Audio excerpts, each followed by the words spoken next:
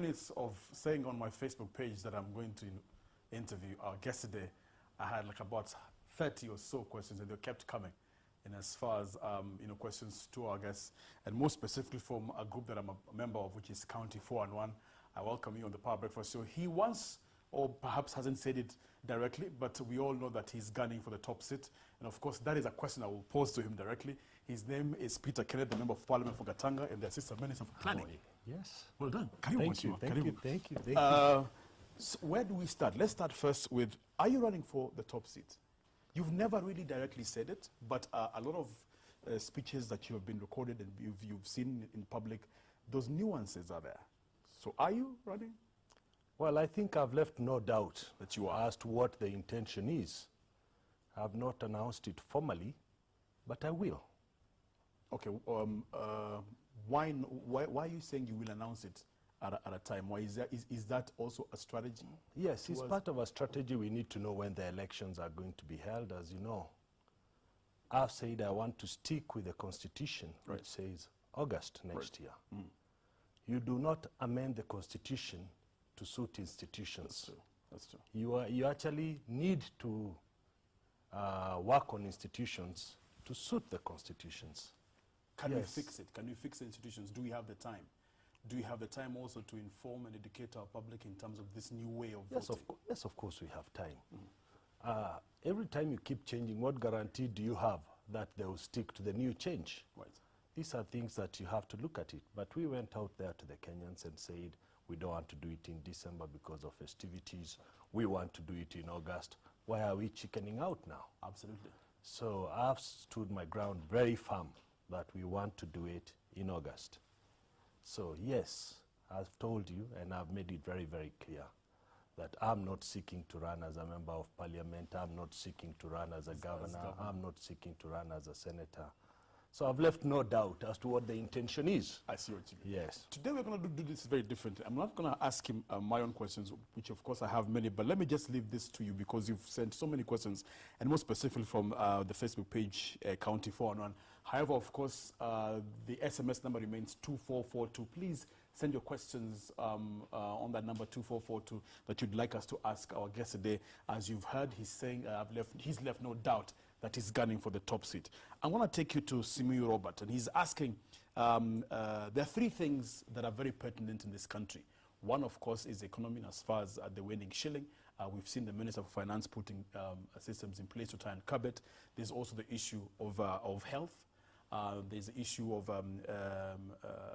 young people in as far as opportunities to access that wealth is concerned. His first one is the dream of health for all by the year 2000, as conceived at the Alma Ata conference in '78, died over 10 years ago. Do you have any plans to revive that? And if so, what? You know, Jimmy, the health system worked before.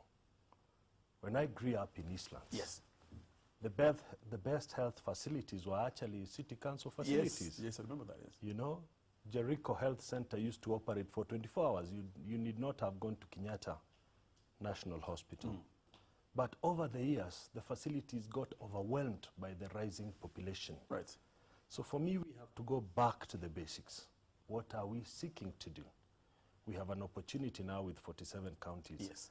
Are we able to replicate facilities like Kenyatta National Hospital in a modern time in all the 47 counties with better equipment, more personnel, and more drugs, right, so that you can be able to accommodate healthcare facilities to the people within the counties. Right. Because if you have a referral hospital at county level, then you can be able to trickle downwards. That's right. And that is what I would be seeking to implement. I see what you mean. Yes. Looking at the disparities or the discrepancies that are there now in terms of funding, in terms of regulation, in terms of security, like we read in the papers today, the CID director was questioned by a committee in Parliament, and he mentioned some of the gaps happening, drugs being imported, some disappearing, no follow-through in as far as that is concerned. Talk about measures in terms of protecting, for example, businesses that pertain to pharmaceuticals, not making sure that drugs disappear. Talk about also human resource, which is in abundance, but we are not using that resource. And of course, like I said earlier, funding. I think the issue of funding is not a major issue. Right. Jimmy, 8 years ago, government only collected 180 billion from taxes. True. It's collecting 650 billion today, 8 years later. The mistake that we have done is to have a large government, Yes. have recurrent expenditure that exceeds our actual collection of taxes.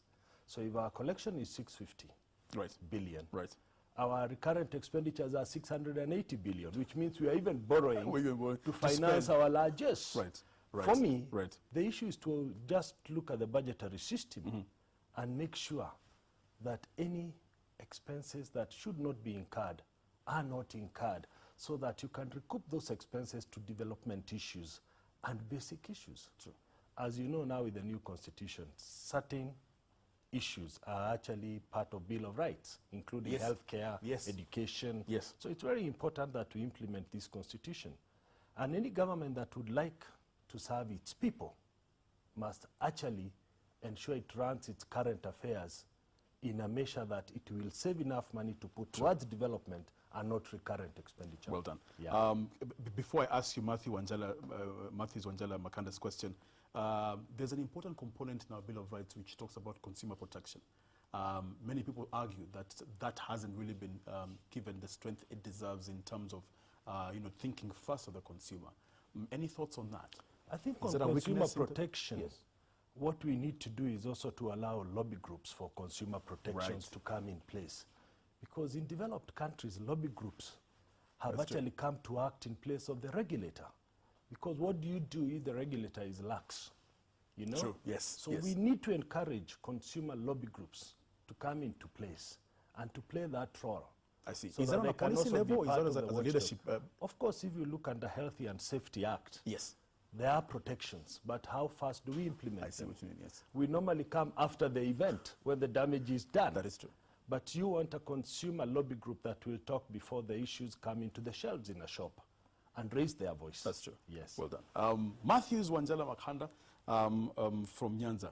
My questions to PK are the ones, assuming that he was elected the president of Kenya, what steps will he take to stabilize the forex market? We've seen that what the minister has done. Would he do the same to stabilize the interest rates regime and stabilize internationally injected inflation that we are witnessing? I have two more questions, but ask him the first one. Are you watching me? All right. Okay. Let me put it this way. The shilling can be hit by both internal and external forces. Right. It's hit when the cost of fuel goes up because we are net importer, so we import fuel, the shilling depreciates. It's hit by external forces like recession in developed countries. Right now, the Euro crisis. Yes. You know, Greece, Ireland, Portugal and Spain are all suffering. It's causing panic and jitter in the markets in the UK, and it's causing a strain to sub-Saharan currencies. Right. But as a country, our macroeconomic framework remains very, very strong. That's good. Our problem is that the government has had appetite for borrowing domestically. What they should do is actually, cut the expenditure into size so that we do not have to borrow from the domestic market. Because the minute you borrow from the domestic market, interest rates also go up, the inflation goes up. So it's a question of checking our recurrent expenditure and ensuring we do not borrow so that we show up our shilling.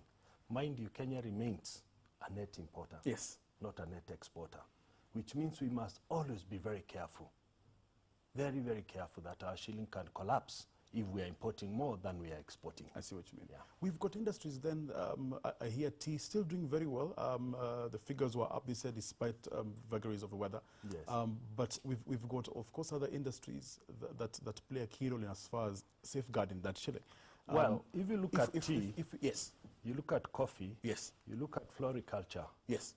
Those are the three key things that bring lots of foreign exchange. But it's not enough to cushion what we are spending in importing. Right. Yes. 4, we talk about tourism. Yes. Talking about 1 million tourists. We must now start thinking bigger. What is 1 million tourists for a beautiful country like Kenya? That's true. That's true. That's what Oxford Street gets on a hot summer day. Right? Oxford Street. Yeah, just 3 kilometers of shopping. Right?